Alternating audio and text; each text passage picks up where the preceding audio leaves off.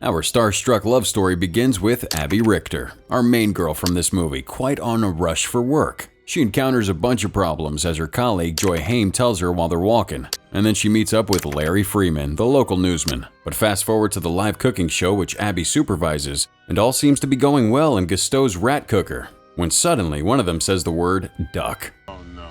Did he just say duck? The cook actually says it a bunch of times, and then Abby tries to take control of the situation by making it cut to commercial. Duck like quack quack duck? Abby and the team have a moment to relax, but pushing on to the next day. Abby gets grilled by what looks like her boss. He says their ratings are taking a nosedive like Amelia Earhart. Her boss tries to level with her, saying she's great at her job but the ratings need to go up.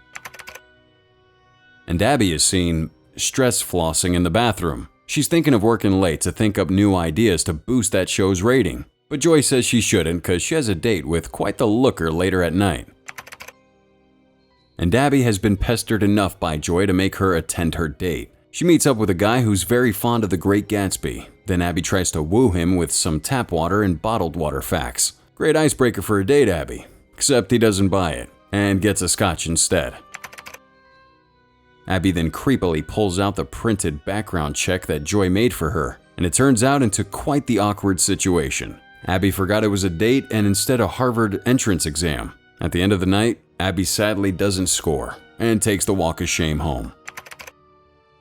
At least she's greeted by her adorable little cat. This is the same cat that would intertwine their fates, as it accidentally changes the channel to the show called The Ugly Truth, where this guy's roasting physically and metaphorically some self-help dating books. The host says to his viewers that men are simple, to the point he basically roasts his own gender, saying men care just about skinny looks and trashy lingerie. Men are simple. He goes on quite a male-gazy rant about how men are simple to get if the women are physically attractive. Abby gags at this show. You want to be a lonely hag? Then that's fine. Then he opens the phone lines, and the first caller gets torched badly. The next caller is our very own Abby, and she's arguing that men are capable of truly loving. Men are completely capable of experiencing love. So the host needs an example from her. Abby lies about her relationship with her date earlier, saying that he's quite the extravagant man, but the host just gets bored of hearing it. Funnily enough, the host thinks Abby's a lesbian because he thought she was describing a woman. The host bets $100 for him to meet that guy Abby was describing, but she low-key exposes the fact that she isn't dating this guy. The host then accuses her of being ugly. That's why she thinks like that. She doesn't take that standing, but the host, Mike Chadway, wraps up the show for the night. The following day, Joy's asking Abby how that date went. The two ladies arrive at a meeting, and then their boss gives them a surprise. Mike Chadway's show. Appalled, Abby turns it off. Then their boss reveals that Mike will be in their segments. Of course, a majority of the team doesn't really like this idea, but their boss says they don't have to like it, they're just going to do it for the ratings. Abby made a whole list of things they could do instead of getting Mike. The first idea was kind of boring. Actually brought Mike in from the hall. It's revealed he's already hired. And he has a bit of goo-goo eyes for Abby, not knowing he called her ugly last night. And he's already making most of the women gag in disgust. No one's gonna give a shit. Of course, the boss just ignores his gross remark. Then he shows him his office. She reassures herself that she's an award-winning news producer. But look who's at the door. It's Mike. Abby starts an argument about the common courtesy of knocking. And then she reveals she was the caller from last night. He makes a dirty joke, and then Abby walks out in disgust. This isn't sitting well for Abby. She tells Larry to absolutely skewer him. Not too long afterwards, Larry, his wife, Georgia Bourdonnais, and Mike are preparing to go live on air. The new show goes live, and already they ask him how he would respond to people saying his show is offensive. Well, it is. But then again, so's the truth. Mike goes all in and says it is what it is. He even goes on a tangent about how ugly marriage is, which the married newscasters roast him. Good one. That's until Mike goes with the comeback that perfect married couples are full of feces. Sensing danger, Abby tries to cut to commercial, but Stuart, their boss, says keep rolling. Mike then systematically dismantles their marriage on live TV. And then he really gets in their heads and takes a wild guess that the two haven't done it in 3 months. Larry bites on this. Oh, I mean, come on. No. Then Mike shifts the blame to Georgia. Stuart's very entertained. Despite their demonetization-filled words, they keep rolling. Soon the two are quite on opposite sides. Then Mike convinces them to scramble each other's saliva. America doesn't want to see this! Mike's work is done, and Stewart is very happy with the results. After the broadcast, Joy and Stewart found a depressed Abby in some random closet. Then they broke the news to her that they absolutely loved Mike's performance. Stewart decides to scale back the news, but this puts Abby at a worrying position. Despite the good news, Abby goes back to slump in her closet. At Mike's place, he dials back on his answering machine, only to be greeted with a myriad of seductive and dirty messages from different kinds of women. A kid walks into the room and Mike panics as he's trying to make the dirty messages stop. Kid seems to be a big fan of Mike. It seems that this might be Mike's wife. Not much context is provided, but night falls, where she has to take care of her naughty cat that broke a vase. She chases him to a tree and tries to get up there to get him down, but uh-oh, little eye candy's playing for her. Unluckily, that tree branch breaks, and she takes a tumble, but the cat is a-okay. I'm stuck in this tree! The hot guy rushes over to save her. Next scene is the guy patching up Abby, and it turns out this hot guy just moved in, and he's also a doctor. This guy's looking like Abby's dream guy, and then he gives his number just in case her injuries don't get better. She leaves, but in a really jittery way, and even forgets her cat. Bye. Okay. Thanks again. Good night. Next day comes, and the gossip to Joy is on. That's until she sees the makeup girl getting giddy with Mike. She waltzes over there to put her foot down on Mike, telling him to keep it clean and stick to the script or he's going to be fired. He thinks the opposite though, so moving on. The show goes live, and the show leads with the Ugly Truth segment. Mike talks about the classical romantic date and then moves on outside. The cameraman follows him to two babes fighting in a pool of jello. Sit down! I guess Abby surrendered because she's asking to go all in by making Mike lick the jello off one of their fingers. And it's back to the news segment. After the show, Abby's ranting to Mike on how disgusted she feels from stooping so low for ratings just to boost it. Stewart then scolds her later on. The next morning comes, with Joy and Abby relaxing at the cafeteria, and then she gets the ratings. Mike comes to grovel about his accomplishment, and then asks Abby why she hates him so much. Well, it's obvious, because of his misogynistic views. And then Abby brags about the stud surgeons she met the other day. Mike finds out nobody has made a move between them, so Abby asks the doctor out right in front of him. Abby gets to talk to Colin, Mike trying to hear the call, and he sounds unsure, so Mike does the logical thing. Make Abby hang up. He says he's saving Abby from being blown off because he totally knows how men work. Right on cue, Colin does call back, and Mike actually gives her some manipulative advice to get Colin to work in her favor. So far, so good. So Mike cuts her a deal. If she gets this guy with all of Mike's techniques, she'll quit being so mean to him. If she doesn't get him, well, he'll quit. Then I'll quit. Abby agrees. So they go to a cafe and Mike spills the beans on his vast knowledge of men. Despite their rocky start, they're actually beginning to have a good time. I tell you, the stuff that Mike is saying in a montage will totally set Twitter on fire. After all that preparation, Abby looks smoking. Mike has to give out one more lesson on flirting, then bamboozles. Lesson over, even though it never began. So Abby has to face Colin now. A small talk elapses between the two, but Abby gets nervous, so she slams the door and asks Dr. Love for more advice. Mike tells her to make him suffer, but Colin suddenly invites Abby to a baseball game, so score. The day of the date comes, and Abby and Colin arrive at the bleachers, and Mike's secretly radioing Abby to give her some pointers. At first, it turns quite south thanks to Mike's fame, so he tells Abby to do something quite suggestive. She fails, but does something 10 times worse. Trust me, it turns into quite the scene. According to Colin, today wasn't boring, and thanks to Mike's advice, she scores. The two reunite and celebrate with a hug. I'm gonna ignore that, because I am in such a good mood.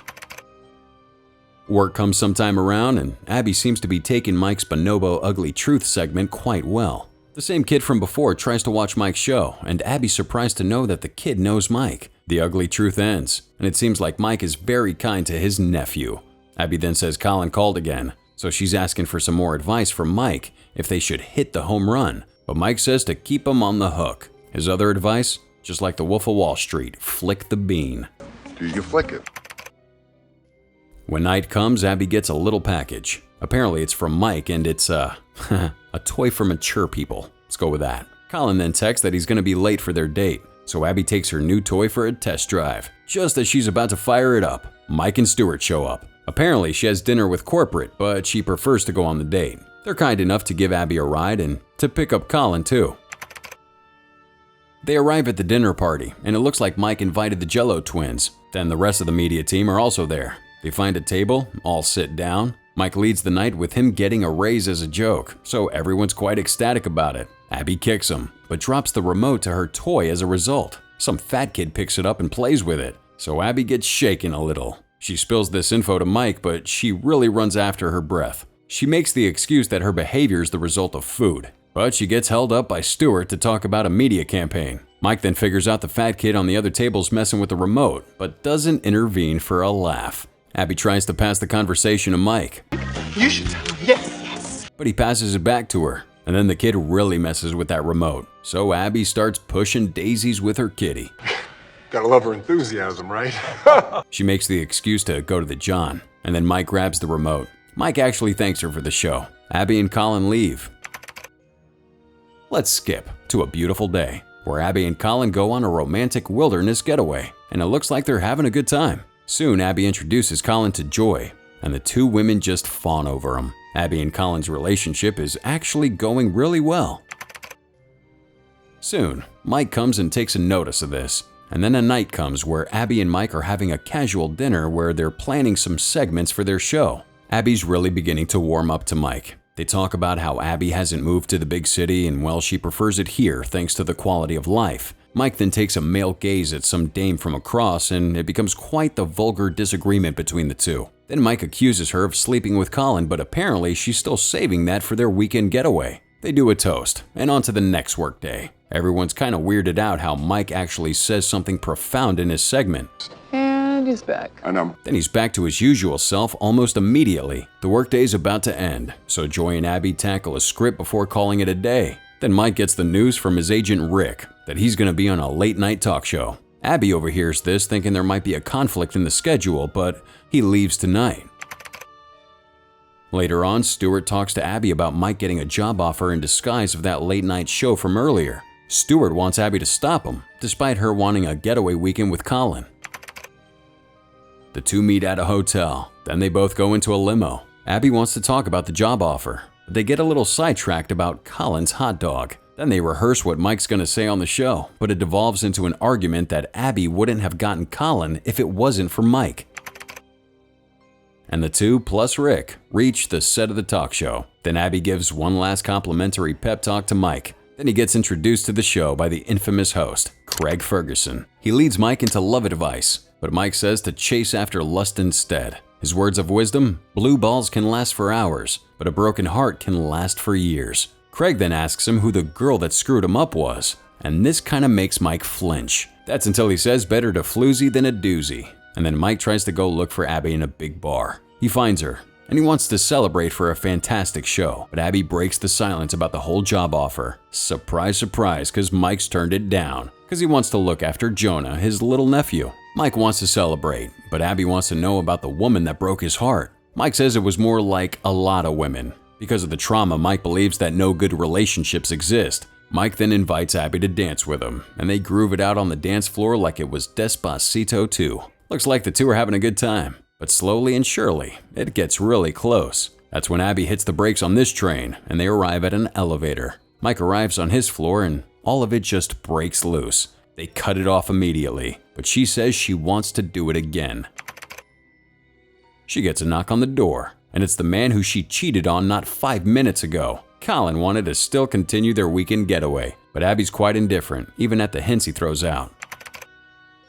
Mike's actually fidgeting around like a virgin, rehearsing what he wants to tell Abby. He mans up, knocks on Abby's door, only to find Colin in his birthday suit. He lies and just chokes up when he sees Abby, so he leaves quite abruptly. Abby chases after Mike, and like a good sport, he admits defeat to Colin. You could see the suffering in Mike's eyes. Then he leaves without looking back. Abby goes back to Colin and they have a toast, and Abby chugs that whole thing. She then asks why he likes her, and he basically says she's submissive. Colin says he doesn't like total control freaks, but Abby reveals that she is. She apologizes that she hasn't been herself the whole time they were dating, and she even removes her extensions to prove it. The workday comes, and Freddie, one of the leaders, says Mike quit this morning just to go apply for their competition. Then they try to find a replacement for Mike. Mike, on the other hand, is already being shown his new station. Let's skip some time to a hot air balloon event where Abby and her crew prepare Jack Magnum to be the new host of The Ugly Truth. Spoiler alert, doesn't go so well, and ironically, Mike's crew is in the same venue. Mike's enjoying Jack crash and burn. Then Abby has to interrupt Jack, only for her to take over. She then rants about Mike quitting the show, so Mike goes after. Stewart is trying to calm his superiors down with the mess. I am all over this. And then Mike comes back to steal her thunder. He then rants about women on live TV. He talks about their little elevator tryst. Soon the hot air balloon lifts off, and Mike has no choice but to stay with Abby. The cameras are rolling, but they don't know it, and Abby spills that she and Colin broke up. This catches Mike's attention, and he inadvertently confesses.